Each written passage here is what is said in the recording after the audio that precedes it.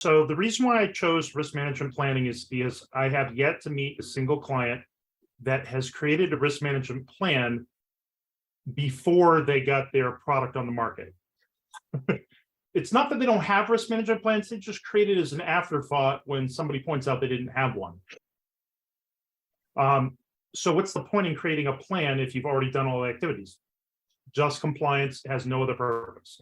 But the purpose of this presentation is to show you and explain why you need to do these activities at the right time during the process. Because if you don't, you're going to skip some steps and then you're going to have a device that really doesn't work and you have to fix it 1 or 2 or 3 times. So next slide, Joe. For those of you that are not sure where the risk management planning requirement comes from, it's a requirement in 14971. 2019 is the most recent version of that standard. There is an amendment that was made for the European version of it. It just says how it corresponds with requirements for the MDR and the IVDR, which are the new European regulations. But there's been no changes to the actual content of the standard itself, just the appendices at the beginning, ZA and ZB. And if you want to buy the European version and the amendment, you can do that cheaply at the first link that I provided there. It's a Estonian website. And then if you want the guidance document that explains how to do all this, which you actually need to do some of the things such as a hazard identification. The questions used to be in the 14971 standard. They moved all those helpful tools to the guidance document. So the 24971 guidance document you will absolutely need. So the requirement is to come up with a plan. Here are the minimum requirements in this slide 3. And the most important one is the first item, A. What are your planned risk management activities? So what activities are you going to do? And the evidence we see when we go to audit companies is, oh, they have an FMEA. Great. Do you have anything else? Because that's not your complete risk management file. That's one document out of the whole entire file. And where is the evidence that you planned all these activities that led to that? Because that's not the starting point. There are things that come before it and things that come after it. So you need to have a plan, and it needs to identify what the activities are going to be, who's going to do them, when they're going to be done, and you should have at least a small little concept of what they're going to be used for.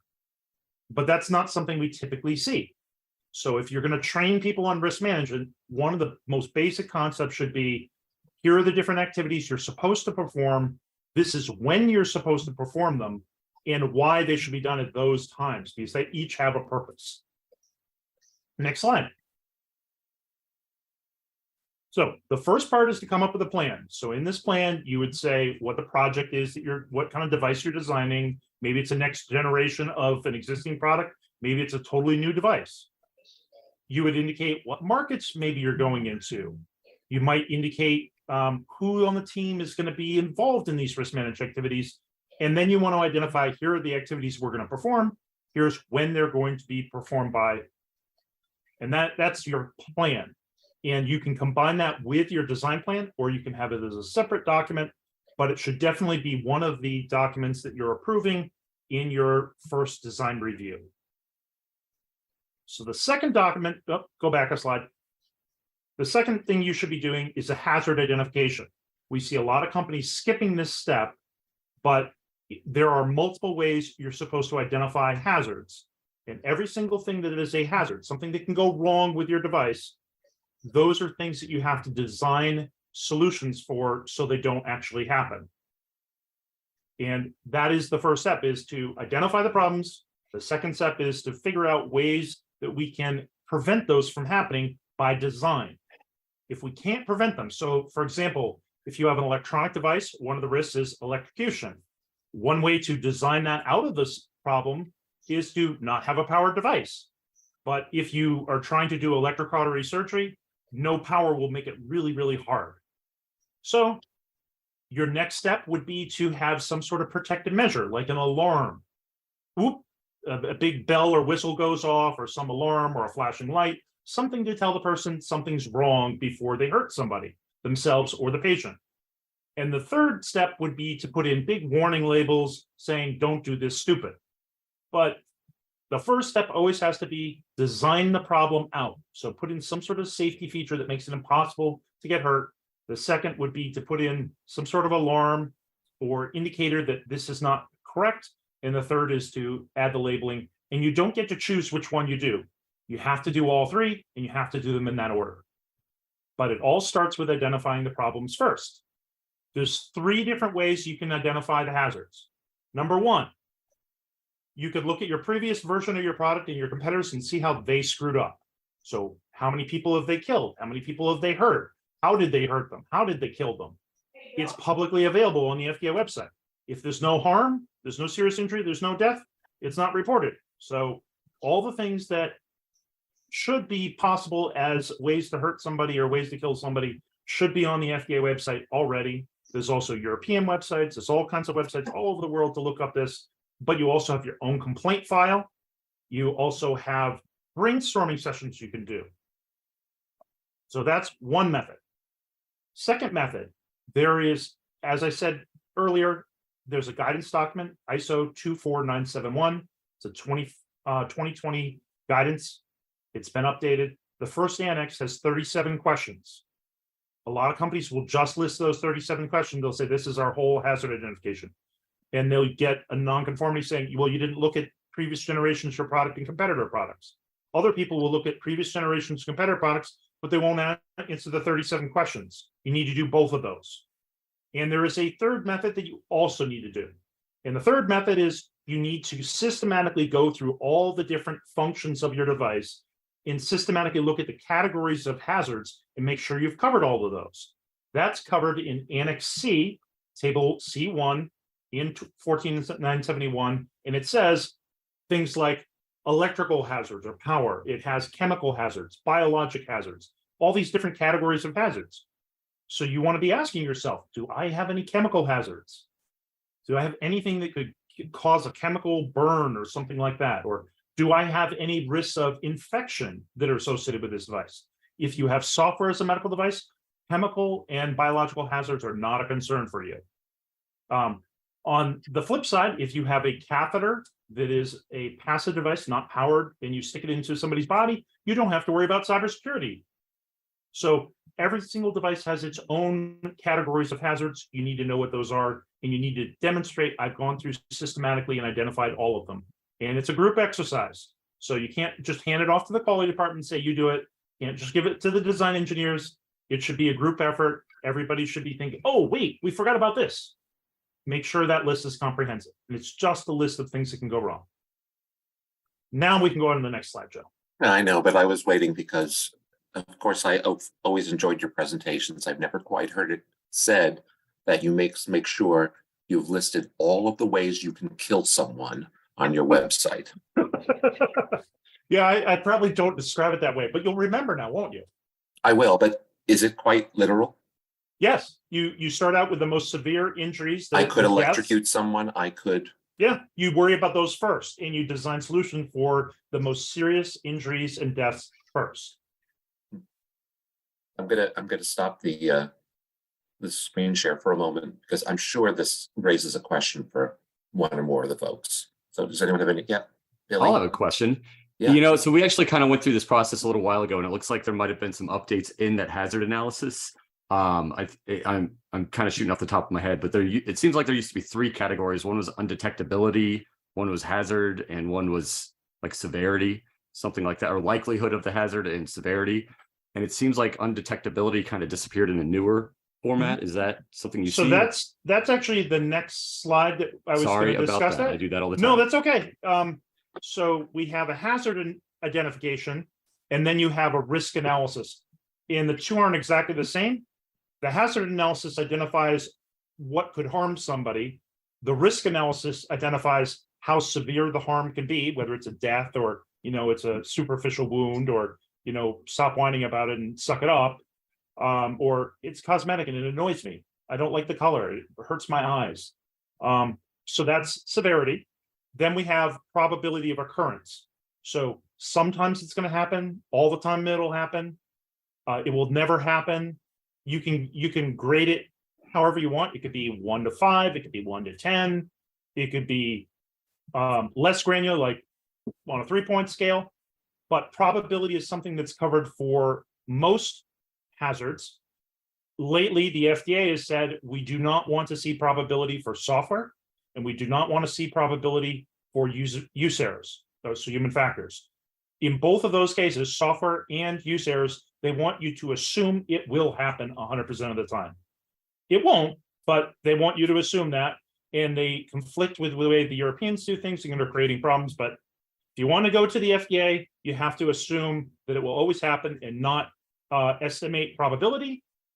And if you are going to Europe, you do have to estimate probability. And then the third factor, detectability? Oh, sorry. Yeah, that's the third factor. So the third factor is detectability. Best practices back in 2007, following several international articles that were about this topic, said that it's not best practice to use detectability of a potential hazardous situation as a way of reducing your risk. Oh, I'll be able to detect that the frying pan is really hot if I just touch it. Well, I'll be able to detect that the power's on by sticking a fork in the light socket. Not recommended as a detection method. And I use those very silly examples, but not being able, waiting until the user of the device, whether it's the patient or the doctor, has the device in their hand to see if there's something wrong is too late. Mm-hmm. Now, when it is acceptable to use detectability is if we are manufacturing a product and we have an automatic vision system that can tell that it was made wrong. That's going to be before it gets in the hands of the customer or the patient. So that's going to actually reduce the risk to the patient and the user because we caught it in the factory. But when we ship it to a customer and they have it in their hands, it's too late. Now, some people in 2007, when they made this change, said, well, we're going to use our design controls as the method of detection. And it's always going to be perfect. You know, the design controls will always catch this. And some people will say, well, maybe it won't always catch it. Maybe it'll only catch it 90% of the time.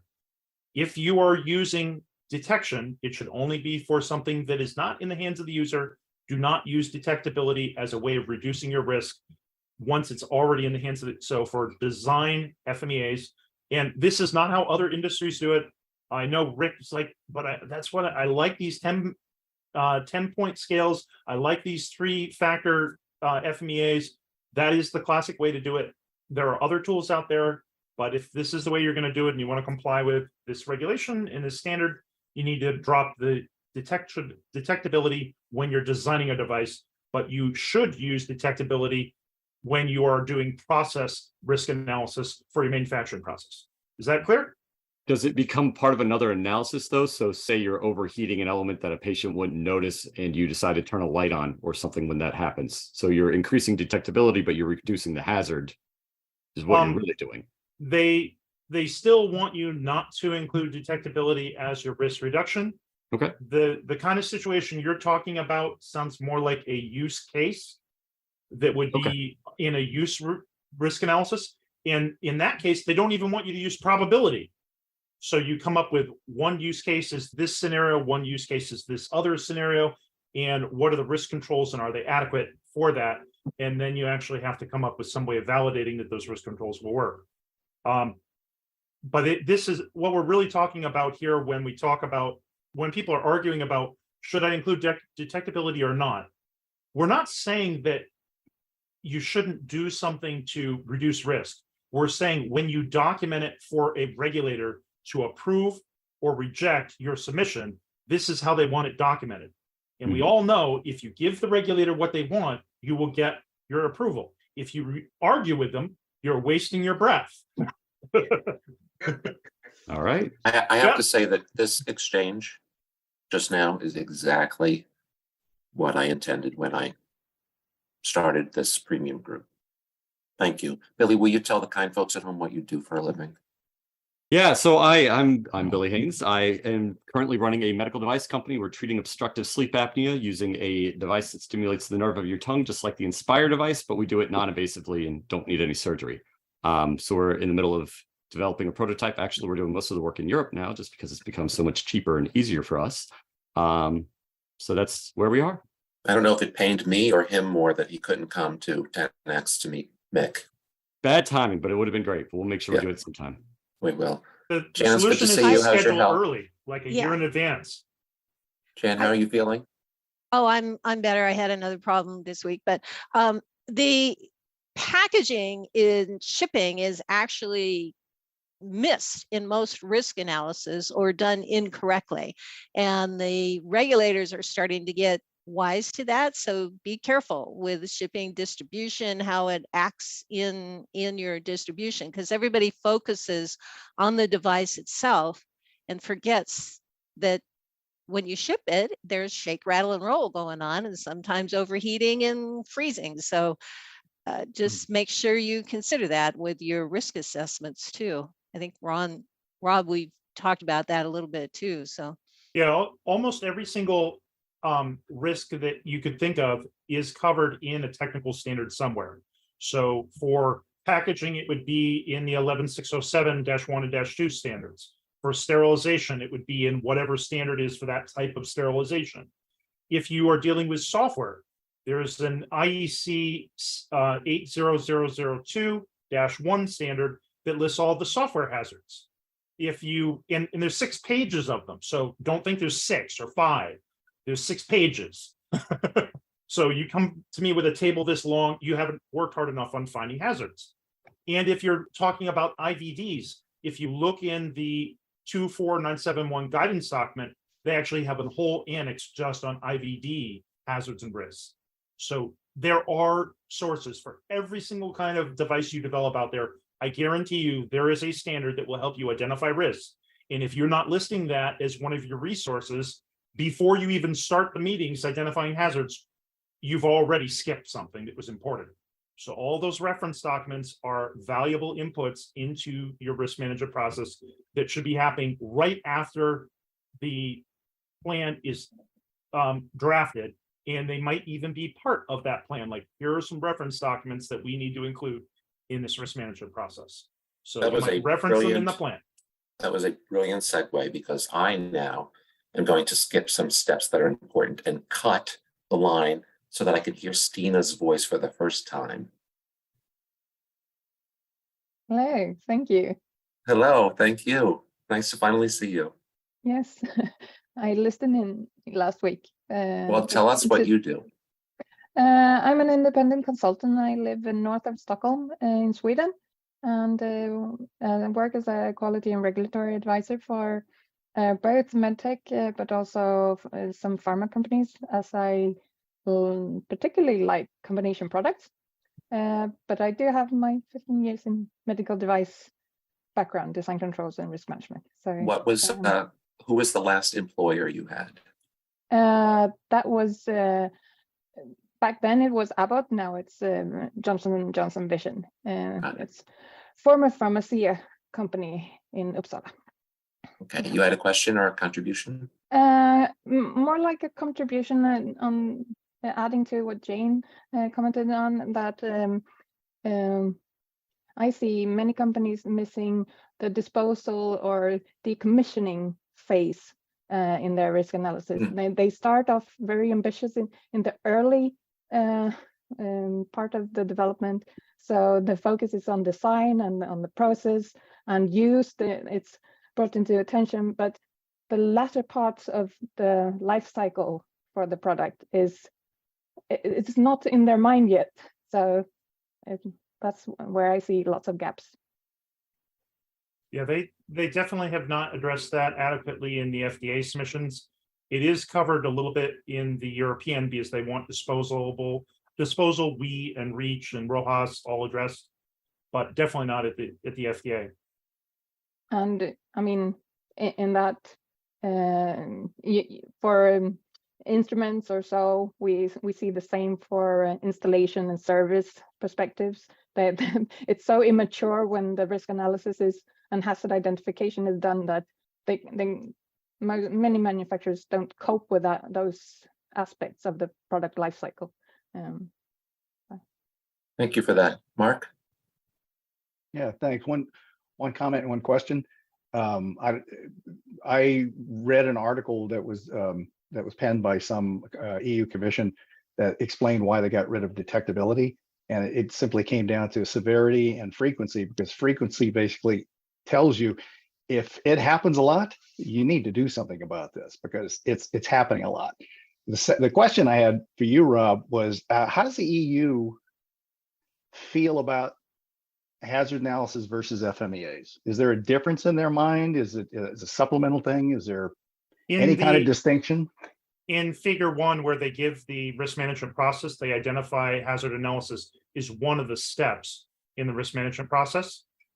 And hazard identification is a different step that precedes that, but neither one is the whole risk management process. And they really want it to be a process. And that's why I'm trying to emphasize there are activities that should be going along. This is not a documentation exercise at the end. After we've developed our design, now let's do the risk management documentation. That's not how it works. You're supposed to do the risk management activities to help you make a better, safer device and make better, safer instructions for use, make better, safer software. And if you don't do those activities, you'll be missing some guarantee. It's just a matter of somebody that's really skilled and knows the risk management process to poke holes. Thank you. Luke? Okay, I have two things. First, on detectability, in almost every manual you find the lines, if a housing is broken, if you see the metal of a shield, don't use it. And that's detectability. Is it not allowed to use it for, I mean, I think it speaks for itself. If it's broken, don't use it. But the requirement is that if you're going to take a quantitative risk reduction in your risk analysis, it has to be proactive. And observing that it's broken after it's broken isn't proactive. It's how do we prevent it from getting broken in the first place? So you identify a possibility of it being broken. Yes, you can put on that warning label that says, don't use if damaged or open, but we need to do the risk controls that Jan was talking about to make sure the packaging won't get damaged and broken. Yeah, if we're talking about packaging. Our test house is sometimes we have a component and it never breaks. I mean, we have data on it that 10 to the power of 14 components were tested. None of them failed. So we said, well, they don't fail. And then the test says, yes, but what if it fails?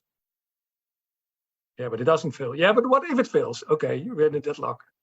I'll read what Jan wrote in the comments here. ISO 11607-1 says it is for terminally sterilized medical devices, but also works for products, and they are looking at writing a non-sterile medical device standard. Then other industries may be discussed. That would be nice.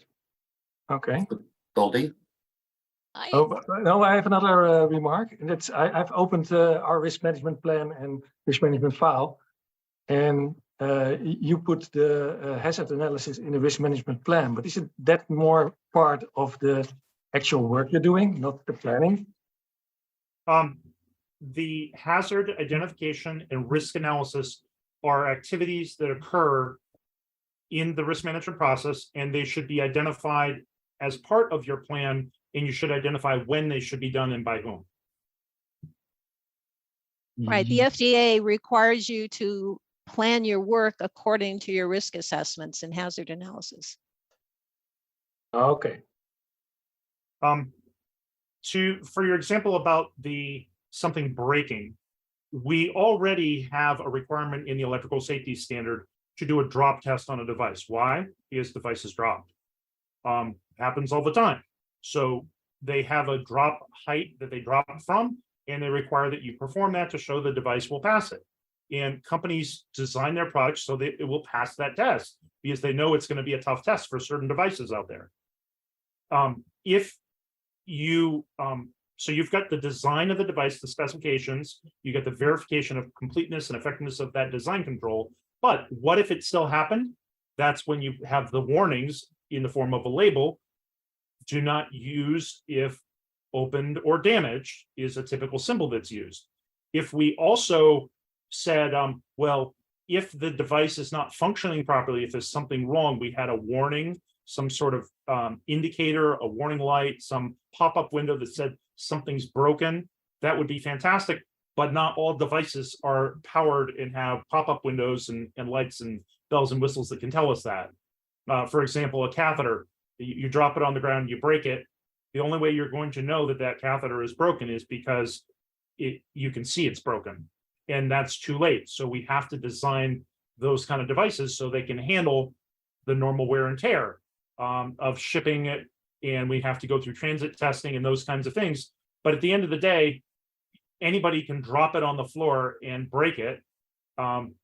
You just hit it wrong, or it lands on the wrong thing and it breaks. And so at the end, we have to rely on the user will see that it's broken and not use it.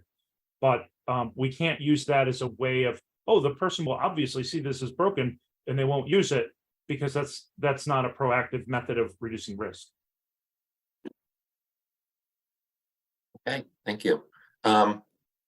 Tim, you're being shy. I opened the mic, but you won't come on camera. Oh, sorry.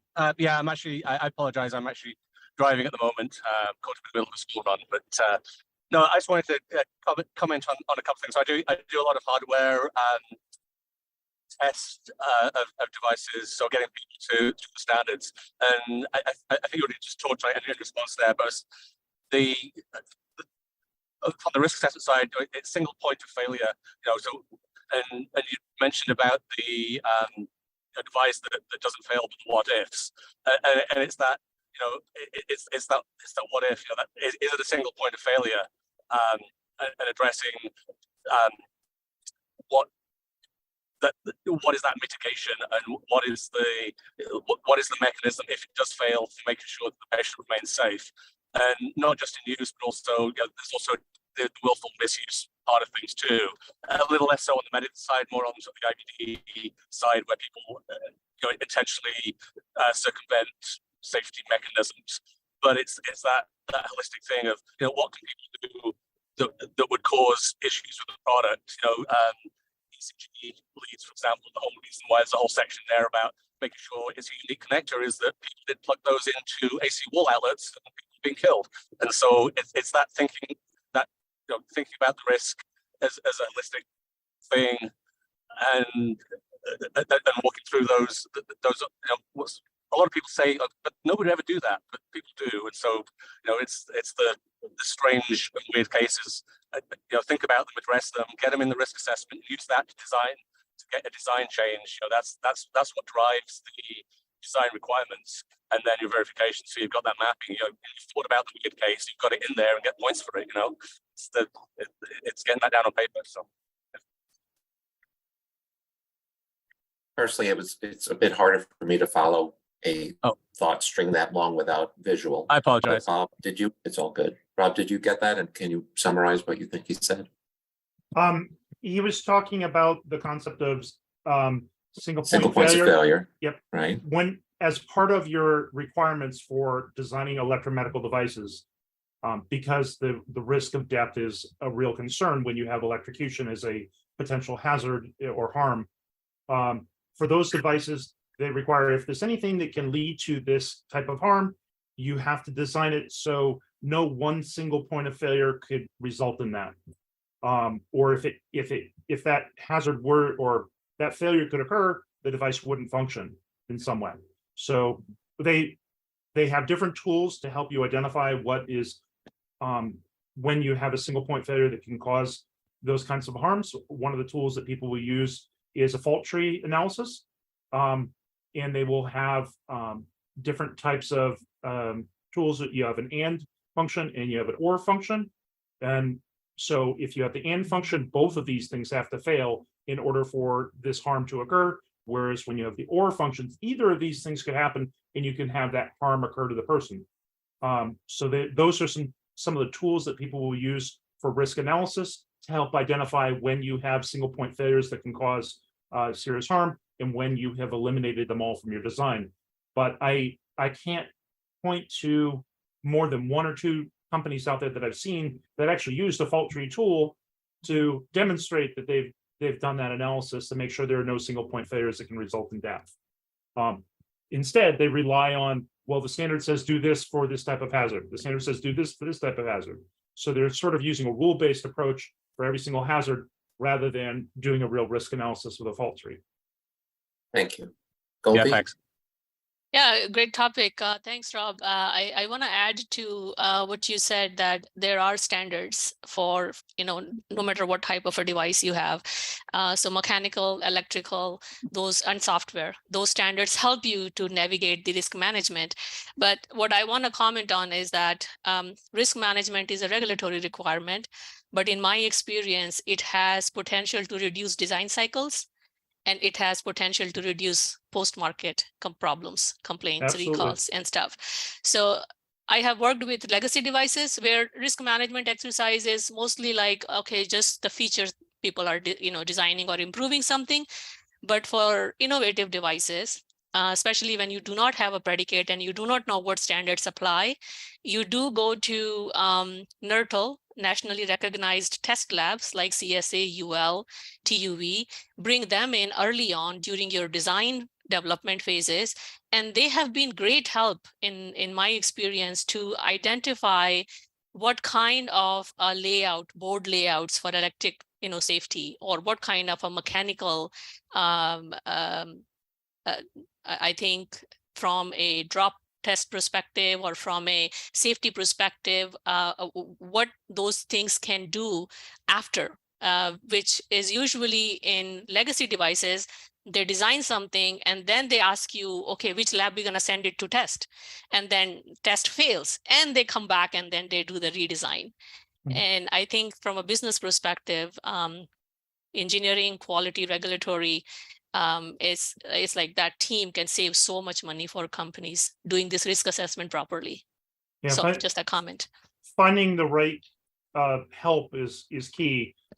Just an electrical engineer won't cut it. You need somebody that really understands the testing in the labs, understands the standards, understands all the tests that are in that standard, and design solutions for you. Can just looking at the circuit diagram sometimes can say, ooh, we have a potential problem here. Yep. Nellie? I think it might be. Go ahead. So one of the things I've seen So close, Rob, so close. Is that sometimes we use the word efficiency, that we want to cut corners, we don't want to do anything, it's going to be too much work. And I've seen it in all areas of design control, but I've seen it a lot in risk management. It's like, I'm just trying to get to the FDA. I'm just trying to do this. We'll do that later. And then they never come back and do it. And then during an inspection, they come look at the quality person. Well, why didn't you make me do that? And it's like, the point of the matter is, if you just can somehow, and it's not easy, really encourage them to do the right thing as fast as possible, because that's really what they're trying to do. But I have seen a lot of corners cut in risk management. I think there's one other piece of the risk management process that might be really helpful for people to understand a little better, and that's option control analysis. I don't think a lot of people understand what that is or how it's done. They see it in the standard, but I don't think they understand the concept. So when you are doing a design, it does not occur the way the waterfall diagram is written. If you don't know what the waterfall diagram is, count your blessings, because it's useless. Nothing actually occurs that way. Nothing should occur that way. Design is an iterative process. We make mistakes, we learn from them, we fix them. That's how life works. And the FDA doesn't like it either in many cases. There's only a few people that do, the ones that they wrote didn't it. even invent it, they copied it. Yeah. And it's from the 1994 version of ISO 9001. It's not from the medical device industry. It wasn't invented by us, but it's not how we really do things. We do things iteratively. So what an option control analysis is, if I'll take something really simple. I need a metal for an implant. And so I need to decide what type of metal would be the right kind of metal to prevent things like corrosion, infection, allow absorption into the bone, to make sure it doesn't break, bend, all these things. It makes sure that it's compatible with the sterilization process. There are all these considerations for selection of a simple metal. And I could say, well, I'll just use titanium. I'll use implant grade titanium. Problem solved. But there might be some considerations that might prevent you from doing that. So when you're picking a material, you're picking a light, you're picking a power supply, you're picking a symbol to use, wording for instructions, whatever your risk control is, whatever that design spec is, you have options. You always have options. And how you pick that needs to be documented. So tell me how you decided to pick that one. Ideally, you did a test. Was it formal? Did you send it off to a lab? Do you do it to a standard? No. I tried out 3 of them and 2 of them broke. So I picked the one that didn't break. That's enough. That's option control analysis. It doesn't have to be expensive. It doesn't have to be done at an outside third-party lab according to a standard. It can be, I tried 3 different versions and 2 of them broke. We picked the one that didn't break. That's perfectly acceptable. And you can come up with very simple screening tests to see which idea that you had will work best. And a lot of times what we find is all 3 broke and it's back to the drawing board. And Rick is smiling. I can tell he's seen that before. Yeah, that was what you were saying. What you were saying is amazing, and it's so good that you can even take it another level. One time I called up Joe and got a great recommendation for a metallurgist, and the reason I paid her was not so that I could know what metals were out there, but I needed to know about their availability. I needed to know about their common use. I needed to know all the little things that might cause us to have trouble, because what happens when you can't get a material very readily, often you're forced to push the engineering cycle and analysis to put a substitute material in there. So the risk analysis is not just, goes even deeper than, have we tried this and it didn't work, but how likely is it to cause a problem? And you can do that with manufacturing processes, porous materials. You can do it with manufacturing methods, comparing different methods of assembly with automated assembly, looking at their pluses and minuses. So what Rob's talking about on just a, hey, we tried this and this didn't work, and a trial and error level, you can be looking ahead if you get some decent experts and be able to figure out what's more likely to work, what's more likely to be circumvented in the field in a way that's unproductive. There's the example that I can give of exactly that from one of my companies that I worked at. A company was conformist. We made patient-matched implants. One of the concepts behind the implant design was it was going to be very, very thin on the femoral implant because we wanted to not have to take away as much of the old cartilage. We wanted to conserve as much of the bone as we could. So they would scrape off the bad cartilage and then they would put this patient-matched implant on. So they had a very thin implant. So in order to get it to pass the test that we had to pass, we had to make it out of a stronger material than most people would use. So a cast material wouldn't pass the test because the material was so thin. We had to go to a forged material at a cobalt chrome instead of a cast titanium material because it was stronger and would pass the test at that thinner material thickness. And so that was something the engineer intuitively knew because they were an expert. And they really understood the material properties, they understood the manufacturing process, and they said, I can't pick this one that everybody else picks. I got to pick this other one because it'll pass this test.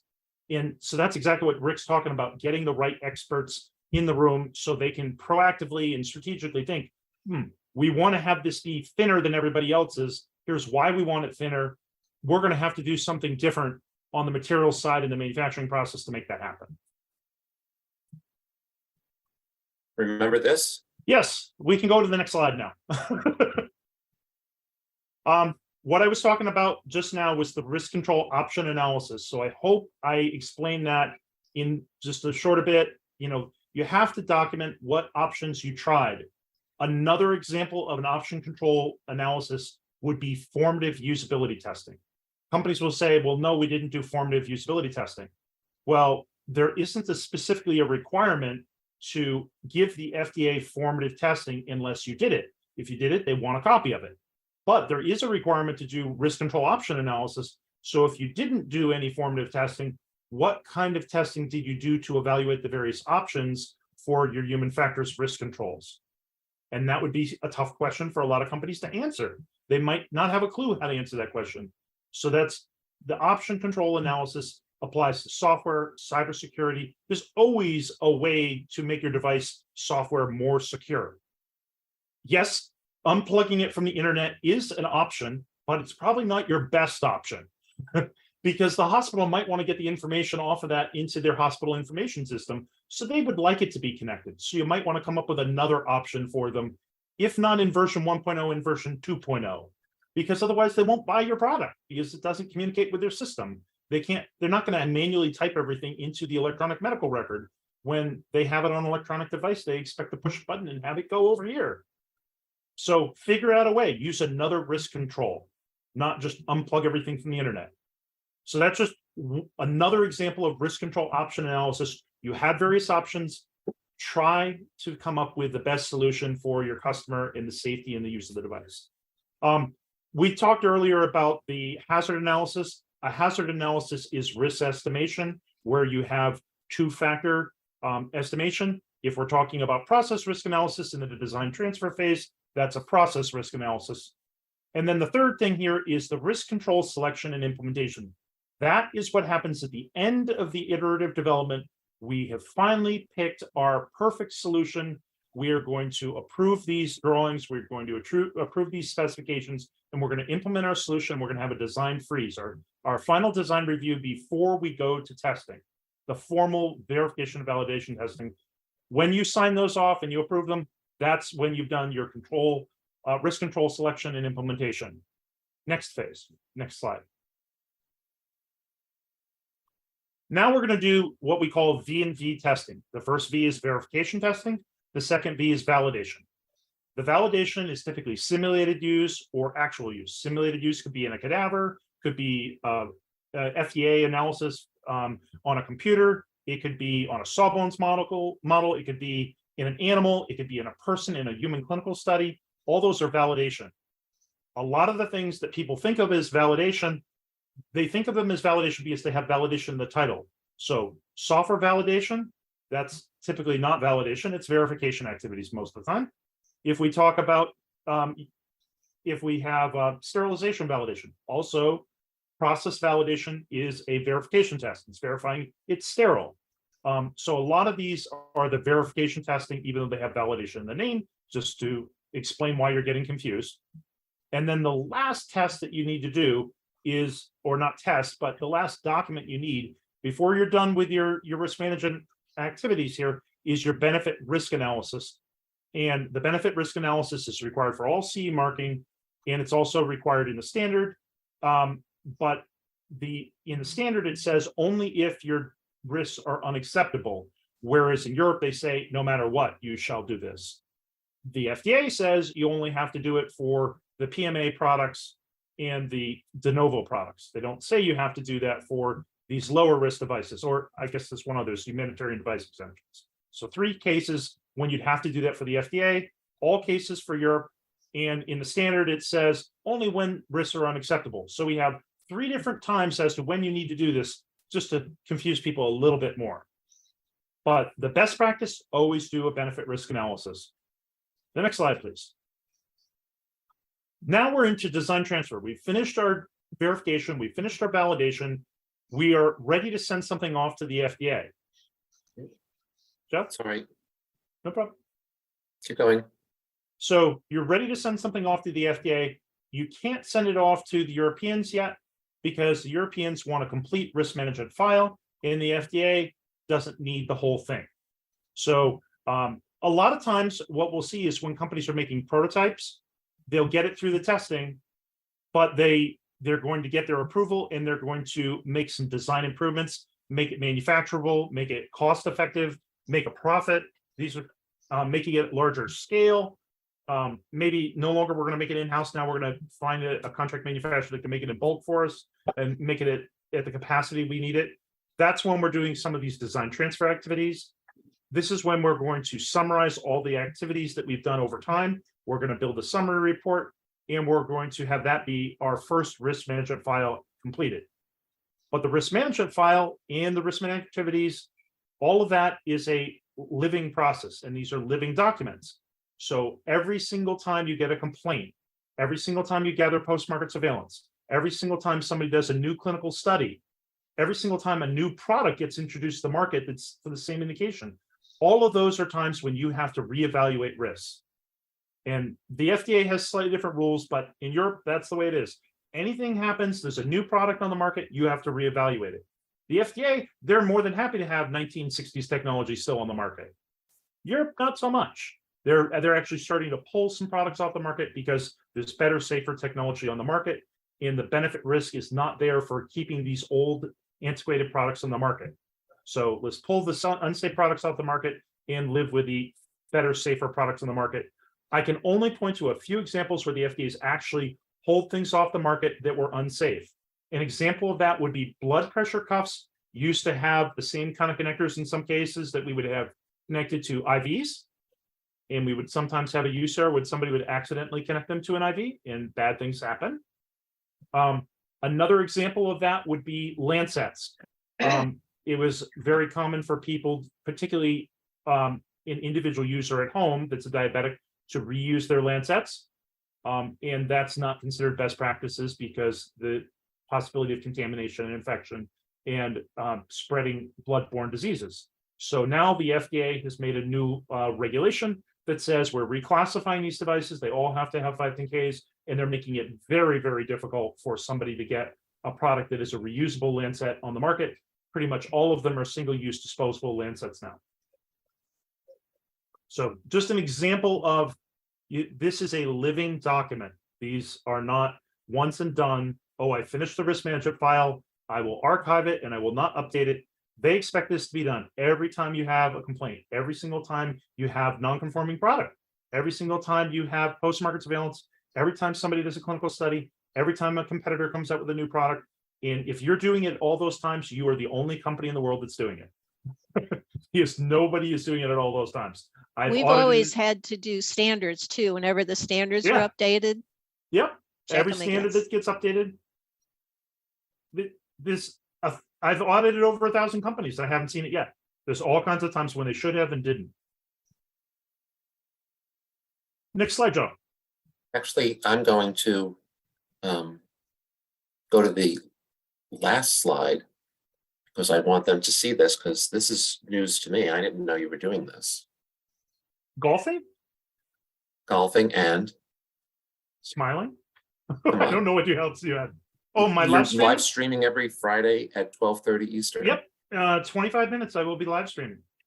So that does it? I don't think it does. It doesn't allow any two-way. You just talk at whoever's listening. I do have people that will sometimes make comments, not very often, But they then can't sometimes interact like people type this. them in. No, it's just in the chat. They will put it. It's not like this where they can see. I can see their video and they can see mine. They can only see mine. What kind of attendance are you getting? How new is this? When did you start it? I live- didn't know. I've been doing it for about a year. Actually, the How first come time I I did never it, even knew? yeah, the first time I ever did it was actually in New Orleans. So that picture that's behind me of the tree, I bought that in New Orleans. Since then, that's when I've been doing it. That was the first day I did it. And that trip was a couple of years ago. It was during COVID. There was a brief period of time where they let us leave and I went to New Orleans. A week later, we found out it was the worst place to go. So yeah, I've been doing the live streaming since then. Every day, every Friday, I try to do it at 12:30. Sometimes I have to make adjustments because I'm flying on a plane, but for the most part, that's when we do it. And we usually get about 10 people that attend the live, sometimes more. And I'm always looking for people to give suggestions for new topics. So if you got a question, get some free consulting and it ends up as a live. Well, actually, Billy wrote a little while ago, and I don't know if this is you or somebody else, but Billy wrote, can we have a talk on Agile/Scrum/Scrumban implementation? Is that a you thing or who in the group does that? I have a couple of software people on my team that know what that is, but I think we probably have somebody better on our group that is more of a software developer. The first person that comes to mind is where is he? I don't see Who's his that? face. Jeff Gable? Yes, Jeff Gable. That's who I was thinking of. He was here earlier, but he's not now. Yeah, he had to jump off. He Okay, has lots of opinions about it that we talk about a lot. okay. Well, maybe I'll He'd tap be a in for good that. one. Mhm. Mark, you had something you wanted to add? Yeah, thanks. Rob, I'm really glad you mentioned RMF as being a living document because I've had so many customers, and everybody's probably going to be nodding, who like to get. I worked in complaints and removals there for a while, And I got a lot of complaint came in. They immediately went to the risk file, saw what the number is, says it's no big deal, dumped it. So the triage was look at the risk management file and see what the number was, rather than taking the number that you got, recalculating the frequency based on whatever the number is coming in. And that if your risk number matches up with the risk management file, then you can use that number. But most people don't understand. You have to take the contemporaneous evidence you have right at the time, do your calculation of frequency, and then go back in the risk management file to see if you need to update the file. And these are the same companies that say they exceed the requirements and they have continuous improvement, neither one of which is obviously true. Okay, we had one slide left. Yep, the last slide I think was the review of your risk management process. So every single time you get feedback, you would do a review of your risk management files. So that's the living document part. But another thing that, and that's that second part, update and changes to the risk management and post-market surveillance plan. But they also want you to do a review of your risk management process as a whole to say, you know, is there a way to improve your risk management procedure, improve the meetings that you have on risk management, improve the way you analyze data and what sources of data you bring in. So can you make that better?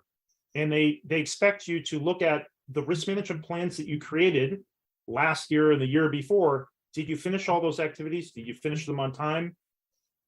Did they achieve what your goals were? Are the products as safe as you thought they were going to be? Are the risks as low as you thought? Are the benefits as high as you thought? So the only way you're going to know that is you go back and look at your plans and look at your post-market surveillance data and see. And that's this activity for post-market, the reviews and the updates and changes. That's the stuff that nobody is doing. And the Europeans are forcing companies to do if they want to stay on the market. We'll hit Luke and Andre, and I think call it a day. Luke? Oh, sorry, two things. First of all, we get a little bit crazy about quality people who are sitting in the risk management sessions. And they come up with these crazy risks, like you have an indicator LED on your device, and they ask themselves, what if, and LEDs used to be in the laser class before, so they think, oh, LEDs must be very dangerous. What if somebody looks into that LED from, say, an inch from your eye? Because then the amount of illumination might hurt your eye. So whoever does that, I mean, there are requirements on the indicator lights that they must be visible, and so they must have a certain strength to be visible. And nobody holds the indicator lights just before the eye.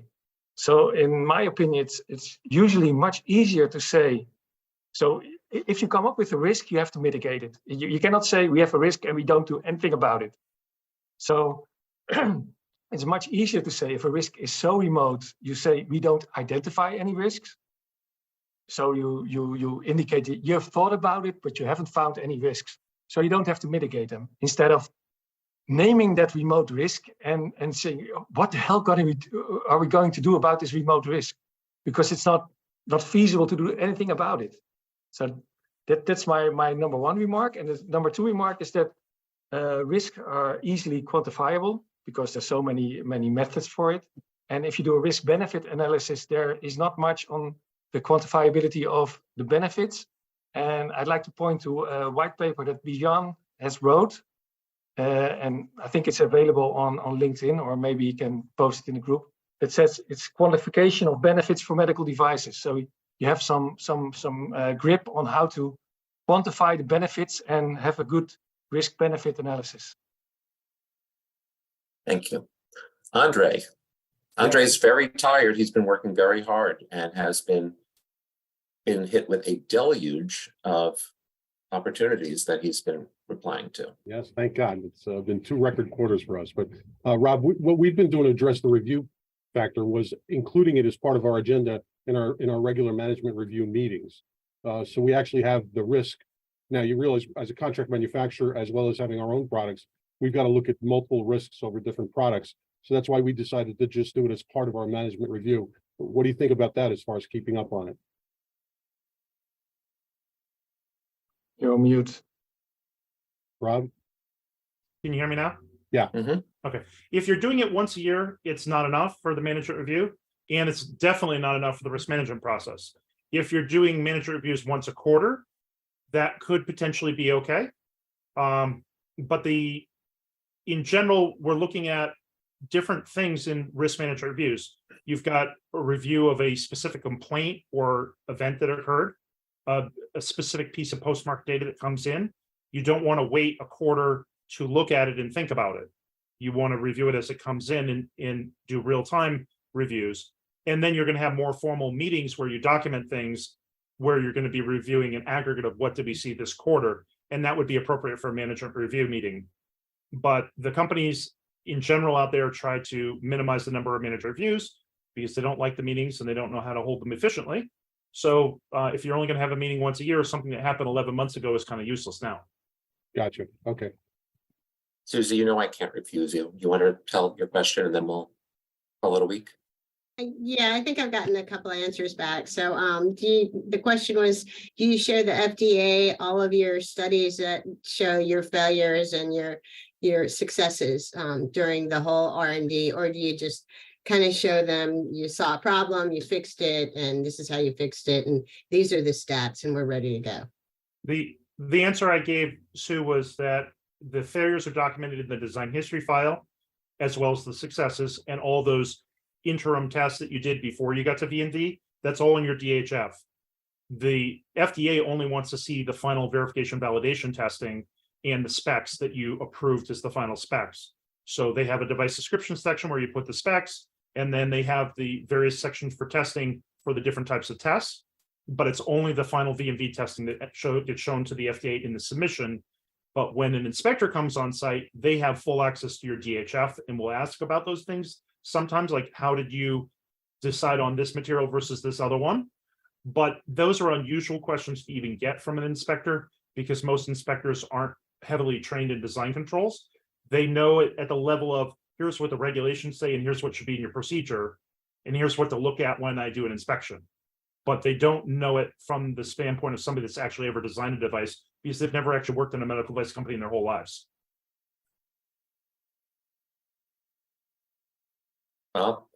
May. Okay. You're welcome. Well, because you're a second timer, we'll get another exception.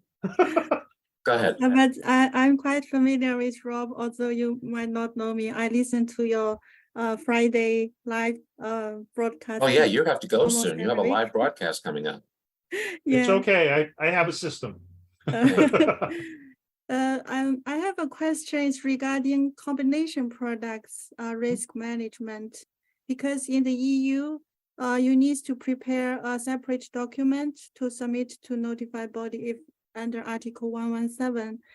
Can people kind of reuse the ECTD dossier, the one they prepared for the drug, the risk management plan and report to be submitted to the notified body? Will that be enough, or we need to add in extra details according to what we discussed? You can certainly use those. It probably won't be enough, but it definitely is great supporting material. Okay.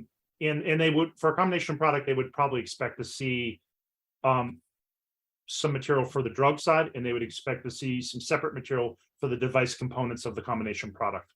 And so it's very common to see combination products have a much thicker risk management file and be much more complicated to do the verification, validation, and get them on the market. There is a reason why I don't do combination products in general. I developed them back in the days when I was working in pharma and biotech, but they're among the hardest products to develop. Yeah. There's a reason that I don't limit this call to an hour, because sometimes we get a conversation going like this one. So put your mental hands together for Rob Packard, ladies and gentlemen. Thank you. And if you haven't had your day packed with enough Packard, you can go to youtube.com/medical device academy right now, where you can catch another half hour of Mr. Robert Packard, ladies and gentlemen. And it won't be on the same topic. Robert Packard. Thanks, Bobby. Okay, next week bye-bye. we're doing Thank you. IP with Greg Grissett, and the following Mark is going to tell us about clean room QMS. See you. Bye. Bye-bye. Thank you. Bye-bye.